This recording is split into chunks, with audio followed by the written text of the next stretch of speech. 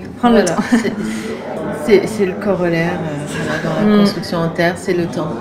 C'est le temps. Mais c'est le temps pour faire de belles choses, c'est le temps pour être en cohérence, c'est le temps pour vivre les choses aussi.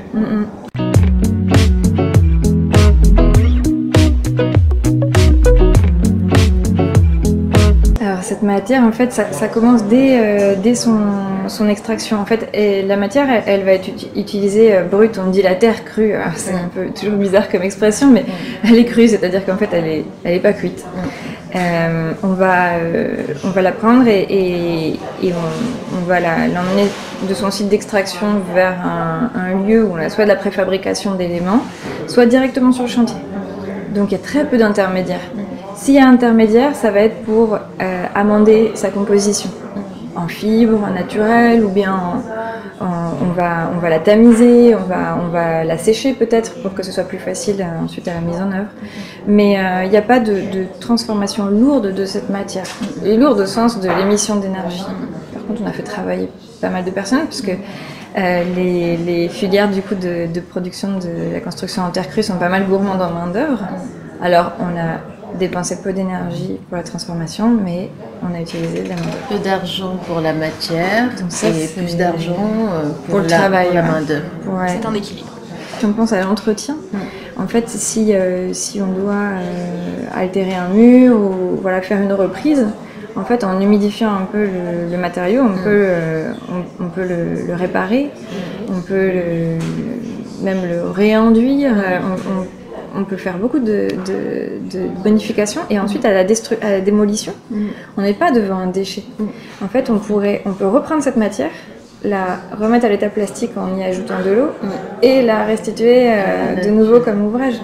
Des briques qui auraient 3000 ans, on peut les remettre en pâte et en refaire des briques. Donc il n'y a pas d'altération de ce cycle de l'argile, et en fait, du coup, même si on voulait la rejeter dans le milieu naturel, c'est de la terre.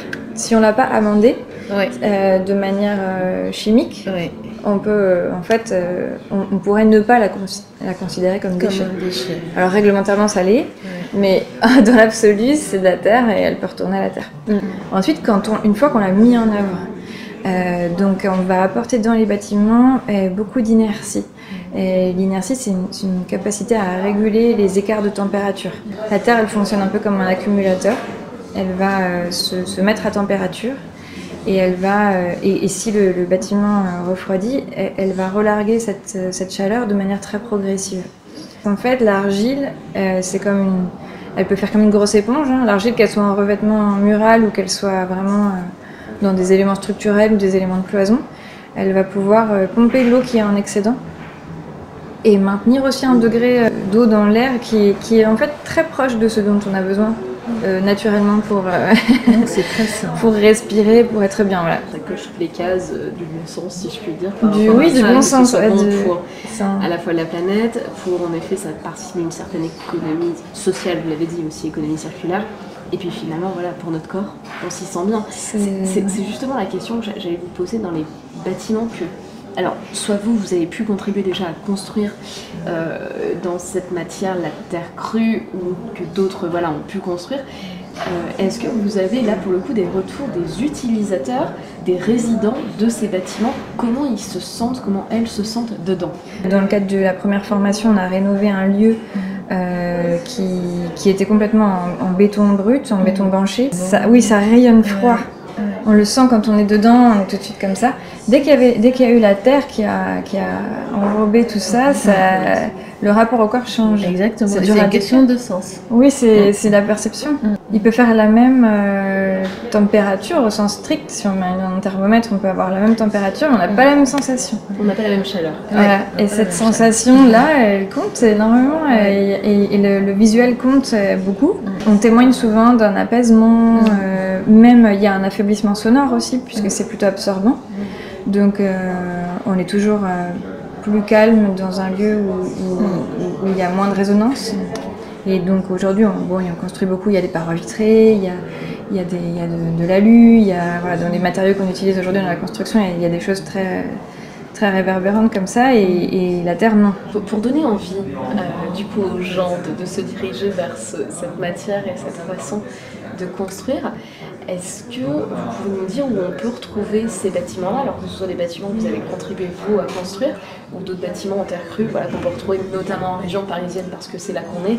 Il y a plusieurs choses. Dans les équipements publics qu'il y a eu, on essaie d'intégrer la terre crue. Donc il y a une forte composante réglementaire, notamment sur les marchés publics. Donc ça demande beaucoup d'études complémentaires pour pouvoir faire réentrer la terre crue dans les procédés. Il y a une école qui a été construite à Nanterre, le groupe scolaire Myriam Makeba, qui a tout un soubassement, tout un premier niveau en fait qui a été construit en pisé. Donc en terre crue, il y a aussi du pisé qui se retrouve sur des cloisons intérieures de l'école. Et donc au lieu d'aller toujours vers des matériaux polluants, est-ce qu'on ne peut pas réfléchir ces choses-là comme des choses extrêmement neutres en termes d'impact? Alors du coup ailleurs, enfin en France, ailleurs, où est-ce qu'on peut en retrouver? Partout dans le monde déjà. Partout dans le monde on construit en terre, l'une des techniques de construction les plus anciennes. Et on a un patrimoine étendu, hein. On a plusieurs centaines de milliers de bâtiments en France qui vont de la construction agricole, jusqu'à l'habitat. Par exemple, si on prend sur la région Rhône-Alpes, on va retrouver des granges en pisé qui ont plusieurs siècles et un habitat urbain et dense à Lyon sur plusieurs étages en pisé. Tout ça est parfois masqué derrière des enduits et on ne fait pas la différence. Voilà, c'est pas forcément appréciable comme ça à l'œil nu, mais c'est là, c'est présent et ça a été une matière prépondérante dans la construction. On peut penser assez facilement aux pans de bois dans le nord de la France, sur la Normandie et en Alsace, le torchis. Le remplissage du torchis qui est fait tout en terre, mélangé à... Chaque localité a fait aussi avec sa ressource. Donc les types de terre vont dicter la mise en œuvre et le climat aussi.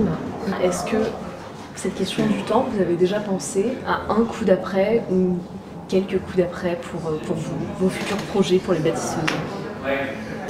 Je pense que ce qu'on aimerait davantage, en partie, renforcer, c'est de travailler sur la question des débouchés, mais en cohérence avec le souci, l'effort qu'on met dans la formation, qui est une formation technique et une formation dans laquelle on aborde les sujets du soin, de la relation, dans le travail.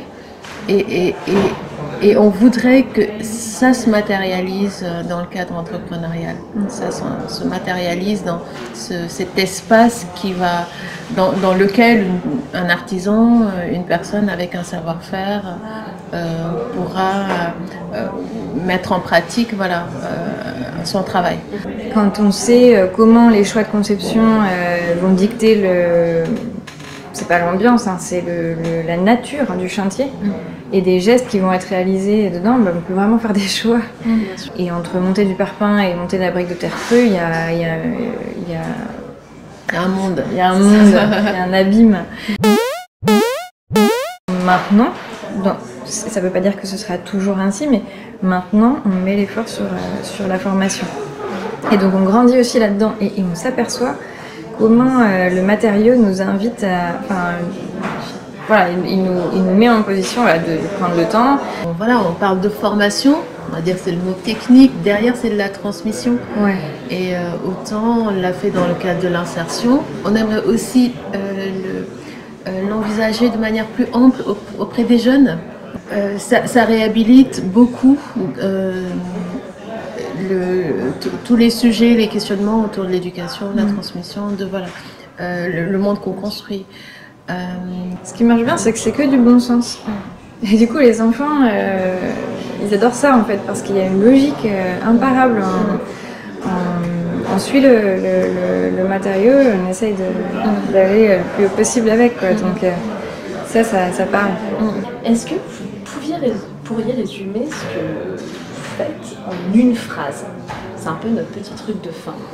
Résumer le collectif Les Bâtisseuses en une phrase ou un tweet. Contribuer à la perpétuation du vivant. Oui, c'est bien. Dans le cadre de l'habitat, dans le cadre du fait d'habiter et du fait de bâtir. Puis prendre soin, ouais, c'est ça, de la vie qu'on a reçue. Voilà, perpétuer ça, la vie. Merci beaucoup. Merci. Merci.